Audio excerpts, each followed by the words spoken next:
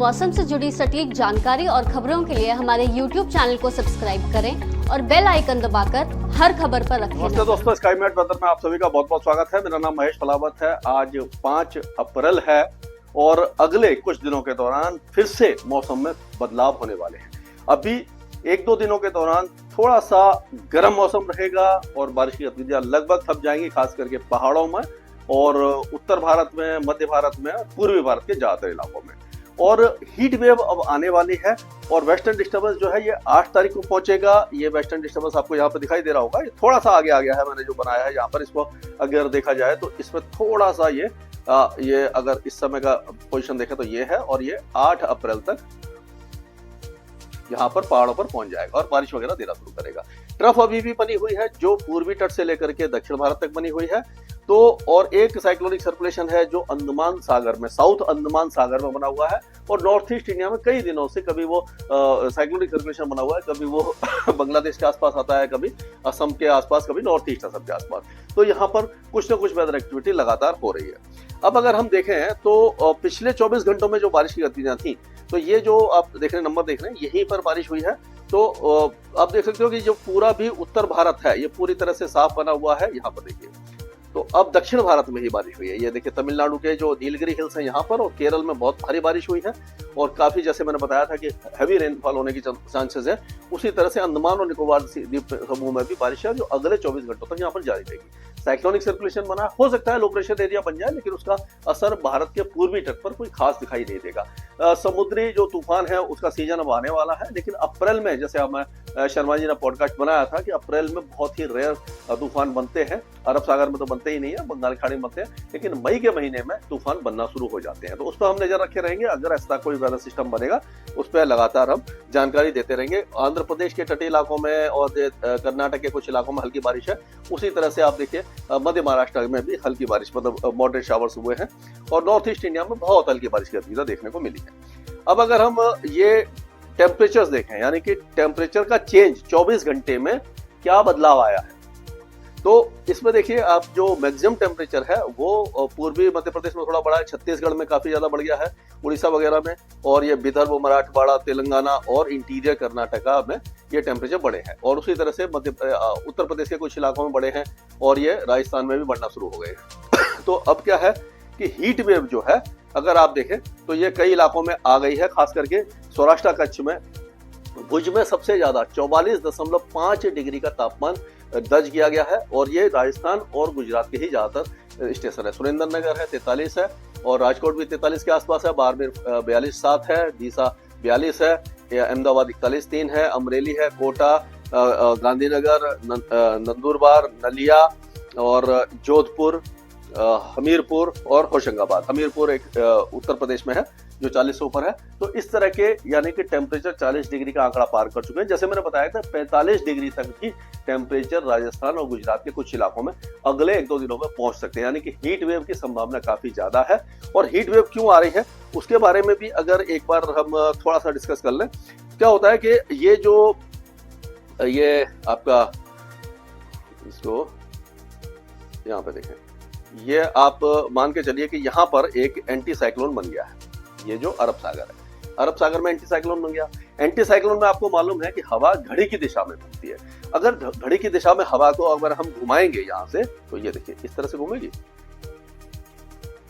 यहाँ से आई और ये इधर से आई। तो ये जो हवाएं हैं आप देखिए, ये सिंध और ये बलूचिस्तान है, ये सिंध है, यहाँ पर थार डेजर्ट है, तो यहाँ बहुत ज्यादा गर्मी हो जाती है। तो यहाँ से जो गर्म और सूखी हवाएं हैं, तो ये राजस्थान से लेकर के ये गुजरात, इन सारे इलाकों का तापमान बढ़ा रही है। और यही जो हवाएं हैं वो आगे आएंगी, इस तरह से आएंगी और मध्य प्रदेश, विदर्भ, ये सारे इलाकों का और महाराष्ट्र के कई इलाकों का तापमान अब बढ़ाएंगी। तो यही कारण है, क्योंकि हवाओं का जो असर है वही टेम्परेचर को निर्धारित करता है, वही वेदर एक्टिविटी को निर्धारित करता है। तो आपको अब पता लग गया होगा कि क्यों बढ़ रहे हैं टेम्परेचर। ये एंटी साइक्लोन यहाँ पर है।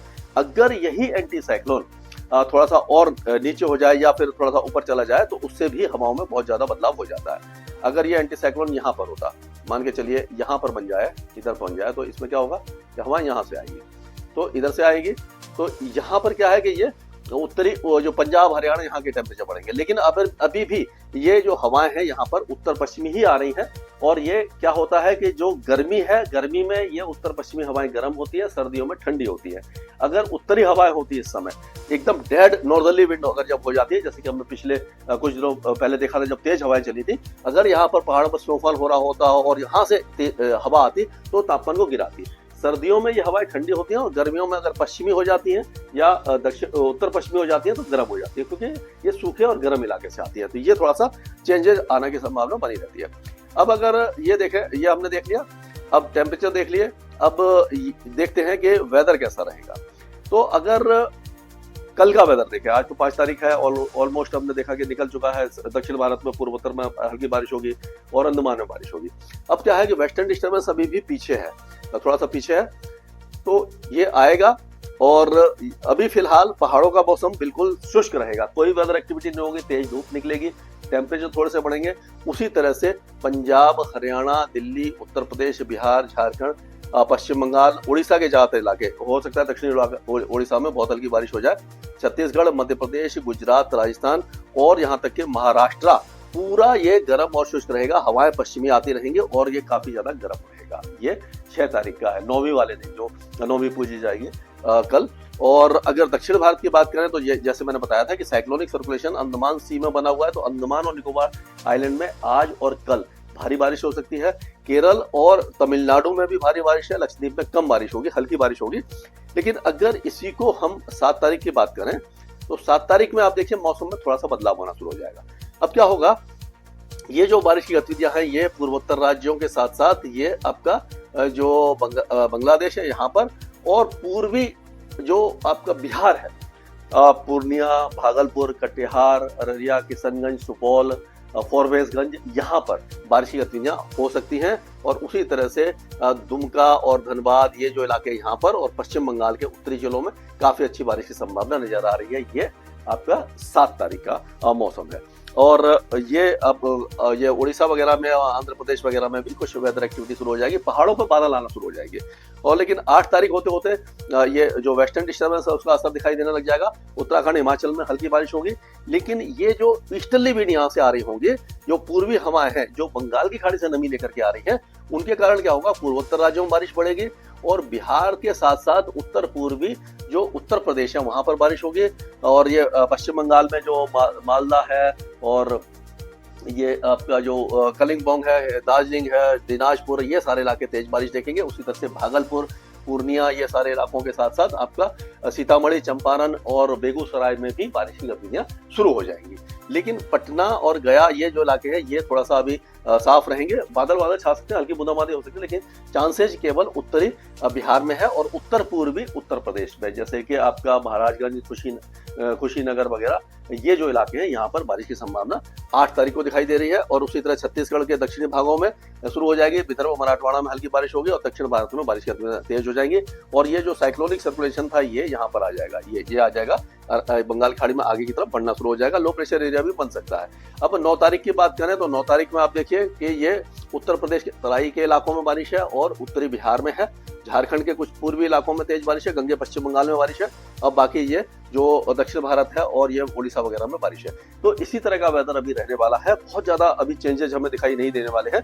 लेकिन क्या होगा कि 9-10 तारीख के बाद में, ये 9 तारीख का है, उसके बाद उत्तर प्रदेश, पंजाब, हरियाणा, यहाँ पर भी मौसम बदलेगा और ये इस तरह से आप कह सकते हैं कि इन सारे इलाकों में बारिश की गतिविधियां शुरू हो सकती हैं, यानी कि प्री मानसून गतिविधियां अब धीरे धीरे जोर पकड़ने वाली है। लेकिन राजस्थान और गुजरात और पश्चिमी मध्य प्रदेश का मौसम अगले कई दिनों तक शुष्क बना रहेगा।